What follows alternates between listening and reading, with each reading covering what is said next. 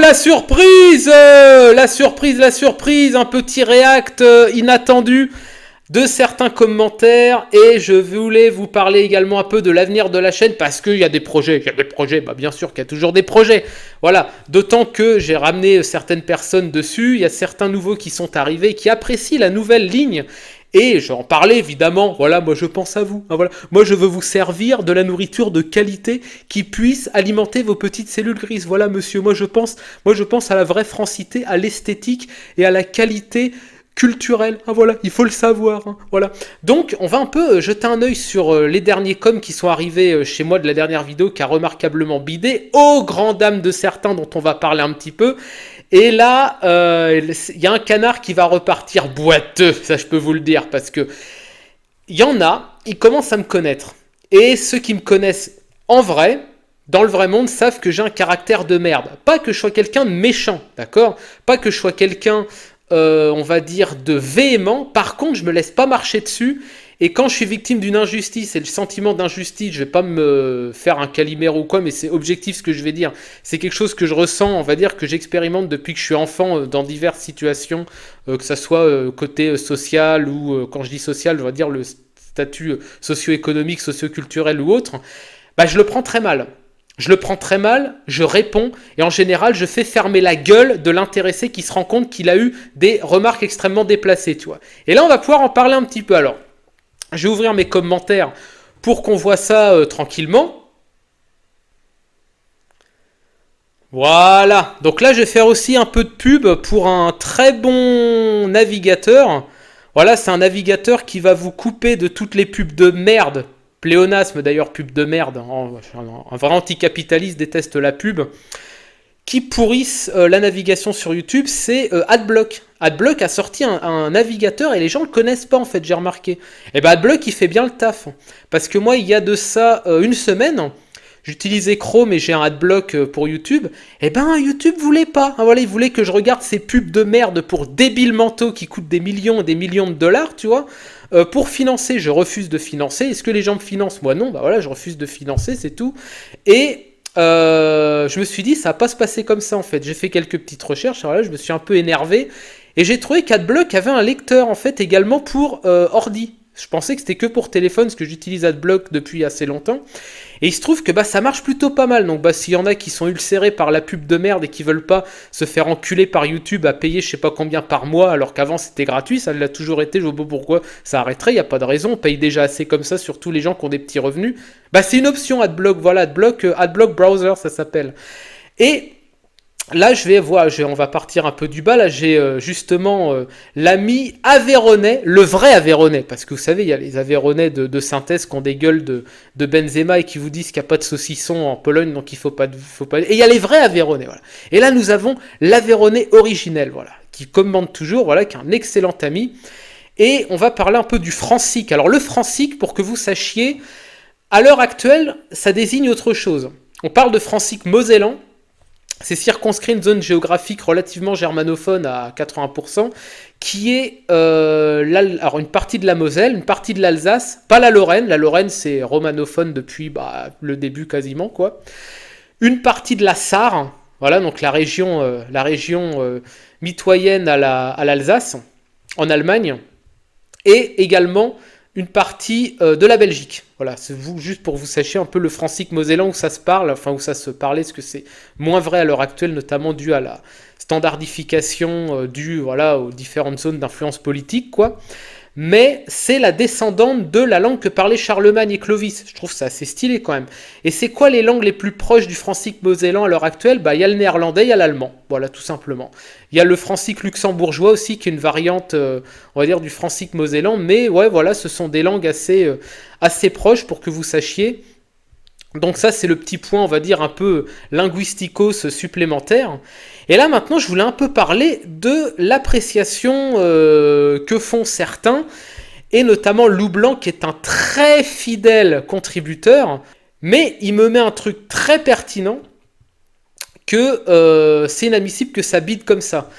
Et il faut que vous compreniez un truc, c'est que l'algo YouTube est contre moi pour une raison simple, c'est que moi, je veux sortir un peu... alors, il se trouve que je me suis fait connaître sur YouTube comme étant un influenceur, enfin influenceur c'est un grand mot parce que j'ai une très faible influence, quoi, entre guillemets de droite, et c'est un problème parce qu'en fait, c'est ce que j'ai expliqué, moi je suis en réalité, là je vais faire un coming out pour certains, vous n'êtes pas prêts, moi je suis un mec de gauche qui veut vivre entre blancs en fait. Ce qui est très bizarre, on est peu nombreux et en fait on se comprend entre nous. C'est pour ça que moi par exemple j'arrive à écouter des mecs de gauche, alors je dirais pas qui parce que là je vais me faire cancel tout de suite, hein, mais j'arrive à écouter des mecs de gauche assez connus sur YouTube, notamment sur tout ce qui est question sociale, rapport au travail, rapport au capital, rapport à la propriété, rapport à plein de choses comme ça qui concernent vraiment les petites gens qui en chient quoi et qui travaillent depuis qu'ils sont très jeunes quoi, sans m'énerver en fait, voilà. C'est parce qu'en fait bah voilà j'ai une sociologie, une anthropologie bah de gauche en fait en réalité. Voilà, mais j'aime juste vivre entre blancs, voilà. J'ai pas envie de vivre dans le tiers-monde. Et c'est en fait la majorité des Français bah, sont comme ça en réalité quand on s'intéresse un peu, voilà. On n'a pas généralement des takes très droitardes, hein, que ce soit sur la question économique ou sur ces choses-là. Voilà, en général, les gens veulent juste assez pour pas avoir à se faire de soucis, mais veulent pas non plus s'enrichir de fou, etc. Voilà, donc en gros, pourquoi ça bite? Parce que j'ai changé de ligne, simplement, quoi, voilà. J'ai changé en gros comment vous dire, de contenu, voilà, je recherche à faire un contenu qui soit plus, entre guillemets, qualitatif dans le sens où on va apporter une connaissance. Alors je dis pas qu'avant c'était pas le cas, mais avant c'était beaucoup du commentaire d'actu que je faisais, beaucoup plus. Je veux un peu sortir de ça, parce que je pense pas que ça tire les gens vers le haut. L'idée, c'est de me dire... Il y a pas mal de chaînes de linguistique sur YouTube. Alors, c'est trusté par Linguisticae, que j'apprécie, je dirais, si je devais lui mettre une note, entre guillemets, que ça soit dans la ligne idéologique et dans ce qu'il fait comme présentation, je dirais 7 sur 10. Ouais, autant, ouais. Non, mais je vous assure que oui. Bah, en fait, on a pas mal en commun. Il est anti-jacobin, c'est-à-dire qu'en gros, il n'est pas forcément pour une langue parisianisée, hein, voilà. D'ailleurs, c'est très français, ça, hein. Vous savez que, par exemple, le mépris de classe qu'on se prend dans la gueule, que moi je me suis bouffé dans la gueule pendant toute mon adolescence, parce que vous n'avez pas le beau parler délicat, vous savez, des petites représentantes en ressources humaines, des petites start-up, de la petite start-up nation de Neuilly et du 16e arrondissement, bah en fait vous faites cracher à la gueule et vous faites traiter de pécore en gros. C'est un peu ça. Ça n'arrive pas en Allemagne par exemple, ça n'arrive pas en Suisse. On peut pas dire que l'Allemagne et la Suisse soient des pays pauvres économiquement et en récession ou quoi que ce soit. Bah par exemple, si vous parlez allemand, moi je parle allemand couramment, si vous mettez des mots, par exemple, qui ne sont pas considérés comme nobles, mais qui viennent, je sais pas, par exemple, du Plattdeutsch, c'est en gros une forme dialectale germanique qui est parlée dans le bassin de la Ruhr, ou alors carrément du Bayerisch, la Bayerische Sprache de Munich ou quoi que ce soit, ben en fait, c'est pas mal vu du tout, en fait. On a même trouvé ça assez sympa. Et moi, je suis plutôt anti-jacobin, je suis favorable, voilà, une mixité linguistique, pareil, dans une dynamique historique, on va dire, propre à ce qu'est la France, c'est-à-dire plutôt une occitanophonie au sud, on pourrait dire une franco, ouais, c'est bizarre de dire ça, parce qu'en fait, ouais, je me rends compte en le disant qu'il faudra un terme, une occitanophonie au sud et une francophonie, en fait, en réalité au nord, quoi, et une gallophonie, pourquoi pas, je sais pas si on dit gallophonie ou britophonie, ça je reconnais, je connais pas trop la langue bretonne, je connais moins, c'est pour ça que j'en parle assez peu, parce que je veux pas dire d'ânerie, quand je connais pas un sujet, je veux pas dire d'ânerie, quoi. Et en gros, ça serait pas un mal. D'ailleurs, c'est intéressant de voir que là, pour le coup, c'est plutôt certains rois de France qui avaient une vision plus, entre guillemets, progressiste sur la question. Par exemple, François Ier considérait que l'occitanophonie était un plus. Parce qu'en gros, c'est comme si ça représentait un peuple en plus dans le royaume de France pour un peu rivaliser avec le Saint-Empire qui effectivement voilà, avait la Bohème, avait une partie de la Pologne, ça allait jusqu'au Danemark, voilà, il y avait plein de langues voilà, qui étaient parlées dans le Saint-Empire. Il disait, nous en France quand même, on a le français, on a l'occitanophonie, c'est excellent, voilà. On a aussi comment il y avait encore un parler bourguignon, voilà, qui était plutôt un parler d'oil, c'est-à-dire plutôt un parler du Nord, mais qui était vachement assez germanisé finalement, les Burgondes en fait, quoi. Et voilà, il y avait des variantes comme ça, c'était bien vu. Il n'y a qu'à la Révolution où ça a été complètement limé. On a cherché vraiment à faire ce qu'on appelle un polissage linguistique. Et c'est là que ça a apparu en fait tout le délire de traiter les gens qui ont un accent régional de pécore. Et d'ailleurs c'est encore très présent, hein. Moi je sais, une fois il y a un mec qui m'a dit, ah j'ai trouvé une super chaîne YouTube, c'est la chaîne Simplex Paléo. Je sais pas si vous connaissez, de la vulgarisation sur la paléontologie, moi j'adore. C'est un gars du Sud, et il a un accent, bah il a son accent occitan qui est tout à fait normal, hein, qui d'ailleurs rend la chose assez sympa, quoi. Et il me dit, ah ouais, mais il a un accent un peu, ça fait pas sérieux. Putain, j'ai dit, mec, je sais pas si tu te rends compte du niveau de désastre de ta take, en fait. À quel moment un mec qui a un accent du Sud est pas sérieux, c'est ridicule, c'est complète. Je dis, tu te rends compte, c'est un préjugé de fou, en fait. J'ai dit, ça sort d'où, en fait, ça n'a aucun sens, tu vois. Et le mec s'était pas rendu compte qu'il avait juste eu un point de une take complètement parisiano-centré, sans aucune justification. Sans aucune justification. Simplex Paléo fait un boulot excellent, voilà, je vous conseille sa chaîne si vous connaissez pas. Donc effectivement, c'est pour ça que ça bide, et c'est pour ça d'ailleurs que là je l'annonce. C'est une idée de mon excellent Aveyronais qui me l'a délicatement susurré à l'oreille. Il m'a dit voilà, j'ai une très bonne idée pour que ça ne bite plus, il faut que tu sortes une chaîne annexe, voilà, qui s'appellera la linguistique de tes morts, où tu vas mettre tout ton petit contenu de vulgarisation, et ça va grossir, ça va grossir, ça va grossir, parce que tu n'attireras pas que des droits tardés. Alors quand je parle de droits tardés, d'ailleurs c'est ceux qui se désabonnent de ma chaîne, je parle pas des gens qui ont une sensibilité de droite. Voilà, tout comme quand je parle des gauchias, ça veut dire quelque chose, c'est pas des gens qui peuvent avoir une fibre sociale plutôt de gauche, comme c'est mon cas par exemple, vous voyez, je parle des caricatures dogmatiques sectaristes qui te sortent un prêt-à-penser, que leur a mis dans la tête leur gourou préféré, quoi, et en gros qui, dès que ça sort de la boucle woke, immigration, tel disaster class de tel politicien, dans tel média, ou je sais pas moi, telle nouvelle tendance à la con, dès que ça sort pas, en fait, dès que ça sort pas du prêt à consommer newser, bah en fait, voilà, ils considèrent que c'est pas intéressant, alors qu'au contraire, j'ai tendance à dire que la linguistique historique, elle est intéressante parce qu'elle est absolument identitaire. D'ailleurs, Linguisticae s'était fait faire un procès en fascisme, entre guillemets, de certains de ses suiveurs les plus radicaux à gauche. Comme quoi, ouais, t'es un identitaire, tu parles que des langues européennes, on a remarqué ça, plus de 85% de ton contenu c'est les langues européennes, etc. Et puis bah lui il a dit, bah désolé, mais moi je parle de ce que je connais plutôt les langues européennes. Et voilà, en fait, le gars était obligé presque de s'excuser de parler. C'est pour dire qu'en fait, le thème d'un linguistique, il est très identitaire. Et à l'heure actuelle, on a quand même ce que moi je considère comme étant des impostures intellectuelles que sont les politicards et ceux qu'on appelle les philosophes, qui en réalité sont aussi philosophes que moi je suis ayatollah, quoi, qui essayent de réécrire l'histoire de la langue française. Voilà, vous allez avoir des mecs qui vont vous dire, oh, il y a 25% de termes maghrébins ou je sais pas quoi. Bah, c'est quand même pas. Là, pour le coup, je le dis de manière purement zététicienne, purement voilà, factuelle. C'est même pas manquer de respect à la communauté maghrébine que de dire que, bah non, le français, c'est 87% de vocabulaire d'origine latine, parlé plutôt par le peuple et par les sénateurs entre eux qui maîtrisaient plus le latin classique. Un peu de francique dessus, et puis voilà. Voilà, c'est même pas un manque de respect pour quiconque, c'est juste les faits. Et quand on s'intéresse vraiment à l'origine de la langue comme ça, on se rend compte à quel point ces mecs veulent nous enfumer. C'est pour ça que voilà, cette chaîne pourrait être utile, quoi. Et ensuite, là, je vais parler un peu là d'un autre sujet. C'est un gars qui poste un petit peu, voilà, qui veut s'installer en Pologne. Alors là, je vais parler un peu de ce que j'appelle, d'ailleurs, c'est une take de démocratie participative à qui je vais rendre hommage, parce qu'en fait, y a qu'eux des fois, ils créent des trucs qui sont absolument, ils ont des takes qui sont relativement mauvaises, quoi, notamment sur la Russie, sur l'Ukraine.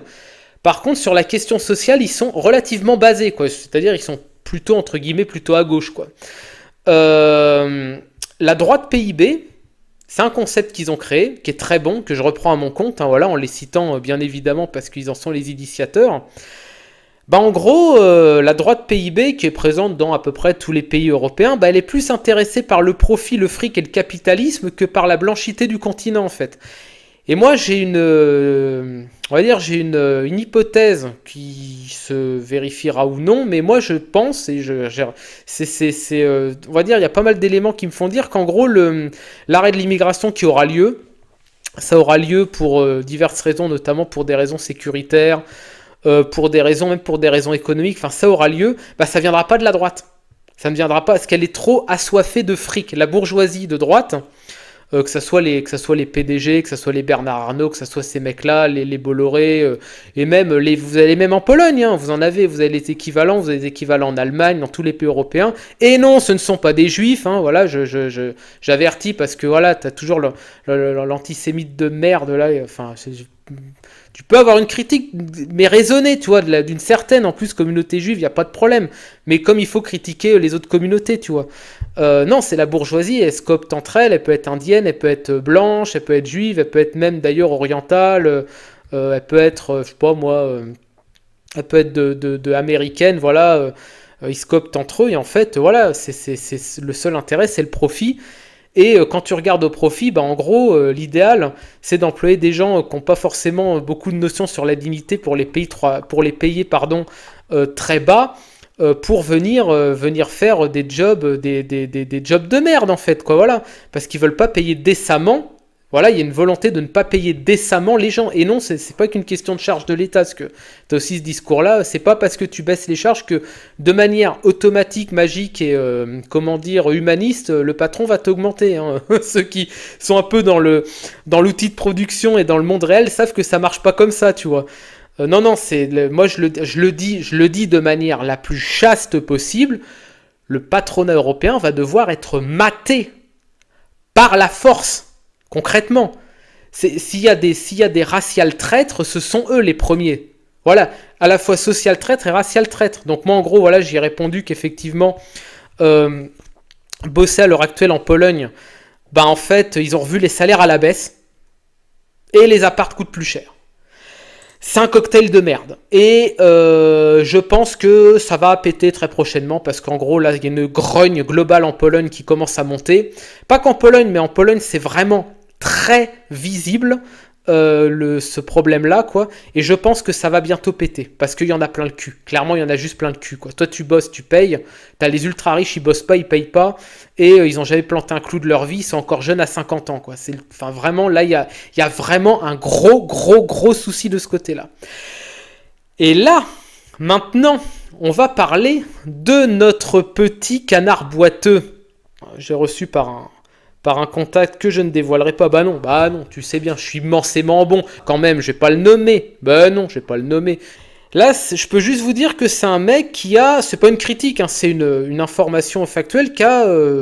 vu le prénom, je dirais qu'à la cinquantaine, quoi. Mais qui est ce qu'on appelle un américanoïde. Et c'est quoi un américanoïde ?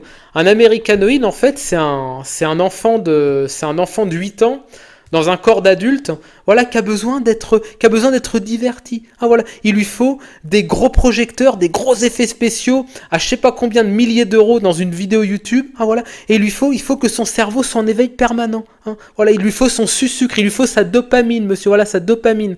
Et alors, évidemment, ce mec n'est pas venu me le dire à moi parce qu'il se serait fait rouler dessus. En gros, c'est le contenu qui est mal marketé. Alors juste, je m'excuse. On est à une heure de réécriture historique par à la fois des crapules de gauche, mais également par quelques crapules de droite, hein, qu'on pourra mentionner dans d'autres capsules, quoi. Je fais une vidéo débunkage avec des sources universitaires sur le français qui n'est pas, comme certains le disent, c'est Mélenchon qui avait sorti la langue commune ou je sais pas quelle connerie, ou en créolisation ou un créole ou je ne sais pas quoi. Mais surtout, faut bien comprendre une chose, j'ai pas les moyens financiers d'un Linguisticae, d'un Nota Bene, ou de la Tronche en biais, ou d'Astronogeek, ou je sais pas moi, même Mister Sam, voilà, Mister Sam qui fait ça en relativement amateur, mais qui a quand même un bon niveau, j'ai pas leurs moyens en fait. Moi je bosse à côté, je fais cette chaîne en parallèle, et je trouve que, en dépit du fait que je bosse 8 heures par jour, qui me lessivent bien la cervelle, qui me mettent bien la cervelle au courbouillon, bah c'est pas complètement déconnant, toi. C'est pas... Et en général, ces mecs, c'est ça qui me fait marrer, c'est que là, ils te font des reproches de fou, ouais, le son, ouais, ceci, je sais pas quoi, alors qu'en plus, j'ai pris un nouveau micro, tu vois.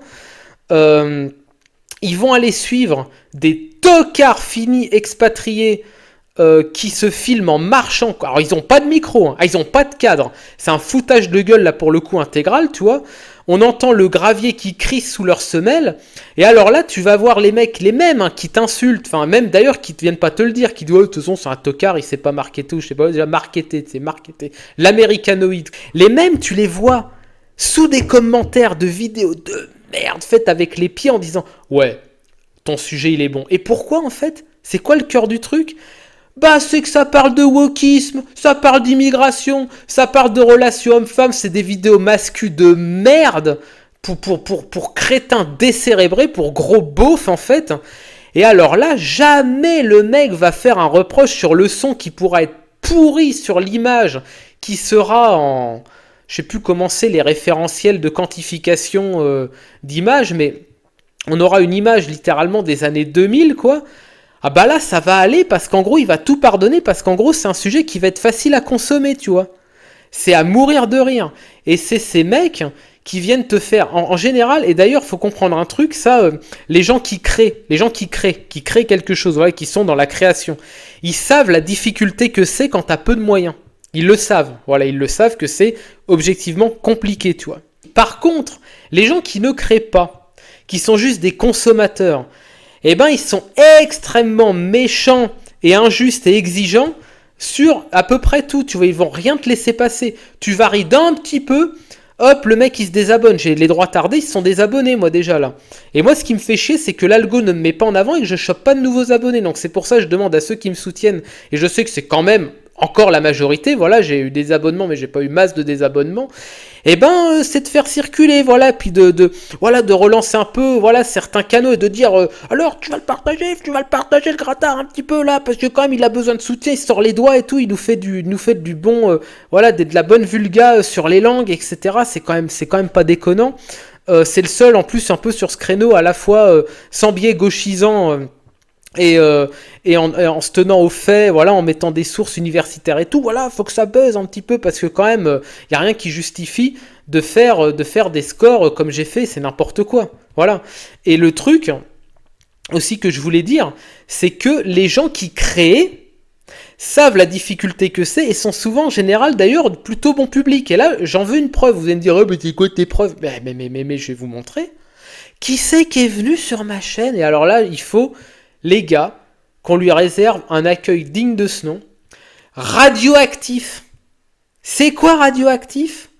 Mais ce n'est autre qu'Anthony du Cercle Cobalt. Et alors je ne sais pas si vous connaissez le Cercle Cobalt, en fait c'était un groupe, je ne sais pas si on peut dire un groupe, on va dire une formation basée sur des diversifications scientifiques de chacun, sur la biologie, sur l'hérédité des gènes, sur la filiation biologique, sur la phylogénie, etc. Un peu comme, mettons, si vous aimez mieux, vous avez la tronche en biais qui faisait un peu ça, vous avez aussi, de mémoire, il y a Entracte Science aussi qui fait un peu ça, qui est pas mal, et le Cercle Cobalt, en fait, c'était un peu les moyens d'Entracte Science, c'est-à-dire c'était assez amateur, mais c'était vachement quali, quoi. Et en gros, ils se sont fait dégager leur chaîne, vos dernières nouvelles, parce que quand j'avais recherché encore récemment, il n'y avait plus rien. Faut me dire, hein, Anthony, si vous avez ressorti une chaîne, mais il me semble pas. En gros, sur l'hérédité des gènes, sur la réplication, sur des choses comme ça, sur les indices de fixation, enfin, des trucs qui peuvent aussi intéresser, d'ailleurs, pas que des mecs politisés, mais même le chaland moyen, quoi, voilà, de dire, bah tiens, oui, d'où on vient, pourquoi on a tel gène, est-ce qu'il y a moyen, effectivement, de répliquer, etc. Et tout, et c'était un peu leur créneau, quoi, et notamment Anthony, il me semble que c'est je crois qu'il est biologiste, je veux pas dire d'ânerie, hein, je crois qu'il est biologiste, quand j'avais échangé avec lui c'était sur Twitter, sur Twitter, monsieur, voilà, sur Twitter, sur l'Oiseau Bleu, à l'époque encore, l'Oiseau Bleu, hein, voilà. Je crois que c'était il y a 2 ans, à propos de l'Ukraine, en disant que les droits tardés étaient pro-russes, parce que voilà, l'homme viril, le Poutine, etc. Enfin bref, on est toujours vraiment sur la cosmétique, quoi. Et pareil, il était plus du côté ukrainien, voilà.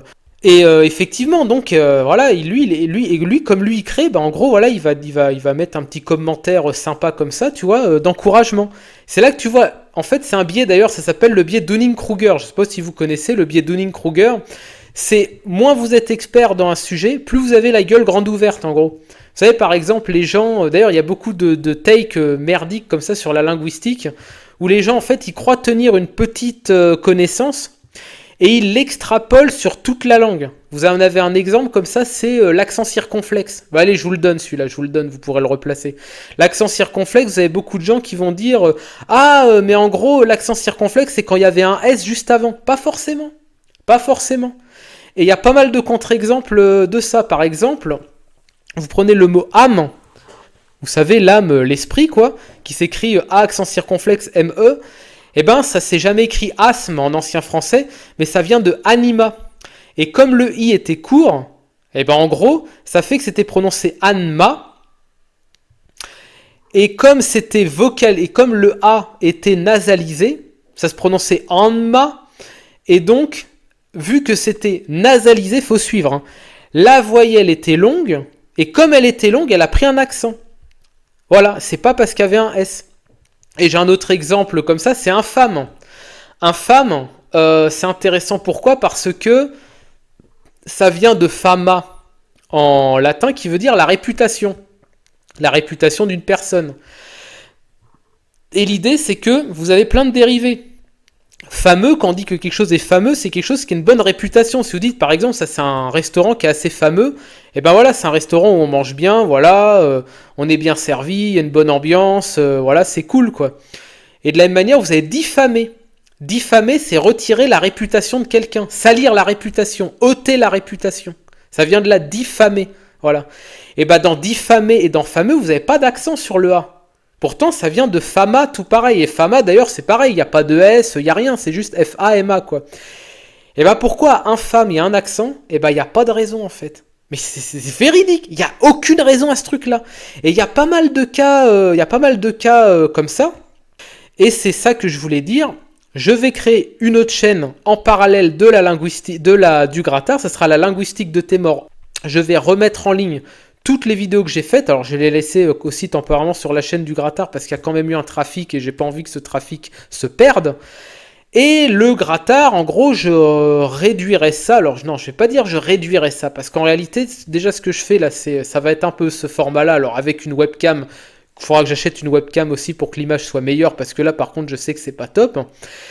Ou je ferai de la réaction à chaud de certaines vidéos qui apparaîtront sur mon fil YouTube que je trouverai soit pertinentes, soit problématiques, soit je dirais ah bah tiens ce mec c'est a priori pas mon camp politique, alors que ça peut ne pas être mon camp politique de gauche, ne pas être mon camp politique de droite ou du centre ou quoi ou qu'est-ce. Mais il y a quand même des bonnes takes et je veux expliquer pourquoi avec des sources, avec des choses, etc. et tout. Et je pense qu'il y a moyen de créer une bonne dynamique avec ça.